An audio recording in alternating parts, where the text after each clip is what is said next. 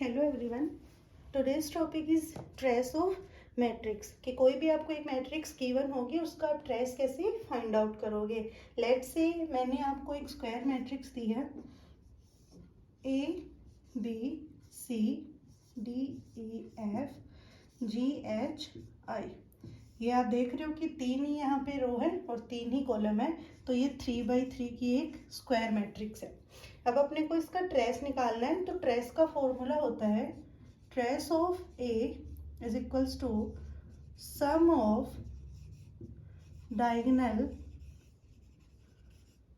Elements. ये अपना formula होता है। तो जो आपको मैट्रिक्स दी गई होगी, सिर्फ उसके डायगोनल पे आपको ध्यान देना है। जैसे मैंने ये एक एग्जांपल लिया है, तो मैं इसका अगर डायगोनल देखूं तो यहाँ पे डायगोनल में 3 एलिमेंट आ रहे हैं, ए ई आई। तो इन तीनों का जब आप सम करोगे तो आपका ट्रेस ऑफ ए आपको मिल जाएगा। Trace of A is A plus E plus I. तो इसी तरीके से आप कोई भी जो आपको मैट्रिक्स दी हो, चाहे वो 2x2 हो, 4x4 हो, 3x3 हो, उन सभी मैट्रिक्स के लिए आप ट्रेस निकाल सकते हैं। कोई एक और एग्जांपल अपन लेके देख लेते हैं। जैसे मैंने लिखा अनदर मैट्रिक्स बी 5 4 3 1 2 1 1 2 2 1 3। ये मैंने कोई मैट्रिक्स लिया है, इसका आपको ट्रेस निकालना है। तो आप इसके सिर्फ डायगोनल पे ध्यान देंगे। तो ये आपका डायगोनल हो गया, तो 5 + 1 + 3, तो ये आपका आ गया 9। ओके, तो इस तरीके से आपको ट्रेस निकालना है। बहुत ही बेसिक सा एक ऑपरेशन है और आपको अच्छे से करना है। ऐसा नहीं है कि ज़्यादा इजी है तो अपन वहाँ एग्जाम में गलत कर दें। नेक्स्ट है, इसके 4 पॉइंट्स हैं, 4 या 5, वो आपको अच्छे से देखने हैं। जैसे property of trace, properties of trace. जैसे आपने ट्रांसपोज और डैगर के लिए याद रखे थे कुछ पॉइंट्स, वैसे ही आपको ट्रेस के लिए रखना है। जिसमें आपका फर्स्ट जो पॉइंट है that is if I will say trace A plus B, trace A plus B, तो ये आपका इक्वल हो जाएगा trace of A plus trace of B. तो आपको अगर कोई 2 मैट्रिक्स गिवन है, उनका आप सम करके जो ट्रेस निकालोगे वो इक्वल हो जाएगा। अकेले आप एक मैट्रिक्स ए का ट्रेस निकाल लो, देन अकेले बी का निकाल दो और उन दोनों ट्रेस का सम कर दो, तो इक्वली आएंगे। तो ये चीज़ आप ध्यान रखें कि सम में जो ट्रेस ले रहे हैं, आप सम का ट्रेस ले रहे हो, तो आप अलग अलग उन दोनों को लिख सकते हो। Second point, trace of A B. अब यहाँ पे मैंने प्लस की जगह मल्टीप्लाई लिया है, बट यहाँ पे थोड़ा सा ट्विस्ट है। जैसे अपन ने एडजॉइंट ट्रांसपोज एंड डैगर में जो मल्टीप्लाई वाली टर्म थी, उनको भी अलग अलग लिखा था, लेकिन यहाँ ट्रेस में आप ऐसा नहीं कर सकते। तो ये पॉइंट आप अच्छे से ध्यान रखेंगे कि ट्रेस ऑफ ए बी आप कभी भी अलग नहीं कर सकते। ओके, ट्रेस ए बी अपन कभी इस तरीके से नहीं लिख सकते। प्लस है तो आप अलग अलग लिख सकते हो। Third point, trace of A B equal होगा trace of B A. Okay, trace of A B that will be equal to trace of B A. Fourth point, अगर मैं यहाँ 2 मैट्रिक्स की जगह 4 ले लूँ, ए बी सी डी, ये मैंने 4 मैट्रिक्स लिए हैं जिनका ट्रेस मैंने लिखा है। ये आप सीक्वेंस आपको चेंज नहीं करना है। जैसे मैंने लिखा ए बी सी डी, ये इक्वल, जैसे ए बी किसके इक्वल हुआ, बी ए के, मीन्स ए को हटा के बी लिखा, बट अगेन आपका ए आगे आ गया। तो ये साइकिल आपको एक पूरी करनी है। तो यहाँ पे trace of A B C D है। अगर मैं ए को हटाऊं तो ये किसके इक्वल होएगा, B C D then E, B C D A.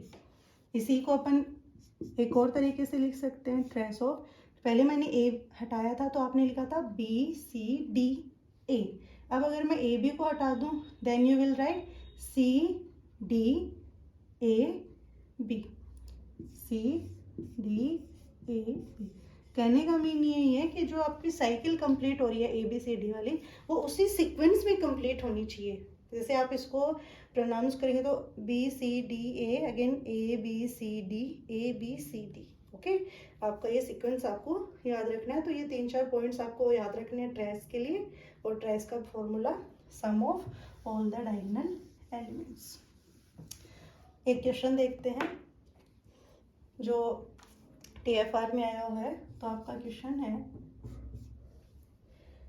If EF is equals to FE, if EF is equals to FE, then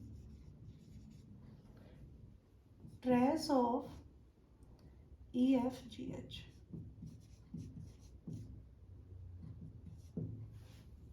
okay, इसमें आपको जैसे 4 ऑप्शन गिवन होंगे, ऑप्शंस पे मैं लिख देती हूँ। फर्स्ट ऑप्शन, ट्रेस EFGH किसके इक्वल होगा? Trace of E, trace of F, trace of G, trace of H। Second option is trace E plus trace F plus trace G plus trace H। Third option, trace H F E G, and last option trace of F H G E। तो ये आपके 4 option है। आपका question ये है कि EF is equals to FE, then trace of EFGH आप किस तरीके से लिख सकते हैं? तो देखो, ट्रेस ऑफ EFGH अपने से पूछा है, EFGH ये पूछा है अपने को। यहाँ पे देखो, अपन लिखें तो अपन इसके सीक्वेंस पे ध्यान देते हैं। अगर मैं E को हटाऊं, ये इसको मैं ऐसे भी लिख सकती हूँ FGH E, या मैं इसी को लिख सकती हूँ, पहले मैंने E हटाया था तो FGH देन E, अब मैंने लिखा है इन दो को हटा के तो GH EF, इस तरीके से लिख सकती हूँ मैं। तो आप यहाँ पे देखो, EF is equals to FE, ये भी तो है आपके पास।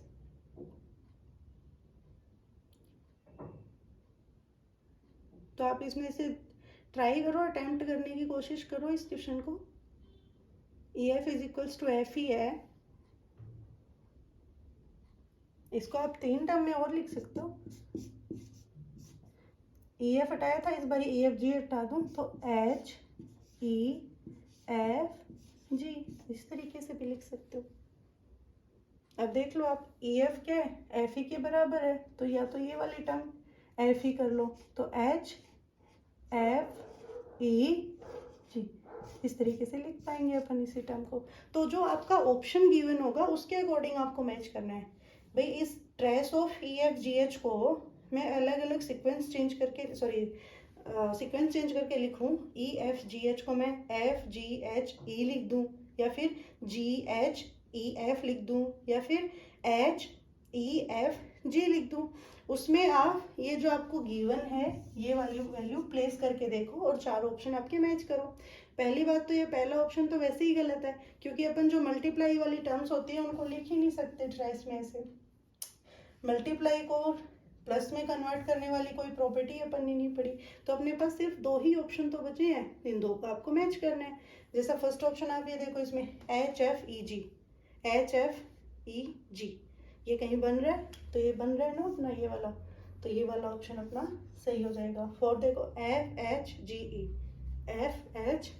ये अपना कहीं भी नहीं बन रहा, ये है बट इसमें H इस ऑप्शन में पहले आ रहा है, इसमें बाद में आ रहा है, तो ये गलत हो गया। तो इस तरीके से क्वेश्चन पूछे जाते हैं वहाँ पे। अगर आपने प्रॉपर्टी को ध्यान से देखा है तो आप ऑप्शंस को देख के ही समझ जाओगे, अदरवाइज आप कंफ्यूज होते रहोगे कि इनमें से ये भी सही लग रहा है, ये भी। जैसे इन दो ऑप्शंस में बच्चे कंफ्यूज होंगे, तो अगर आपने सीक्वेंस अच्छे से रखा है फिर आपने चेंज करके सारे ऑप्शन मैच करें तो आपका आंसर सही होगा। तो ये था अपना ट्रेस ऑफ मैट्रिक्स।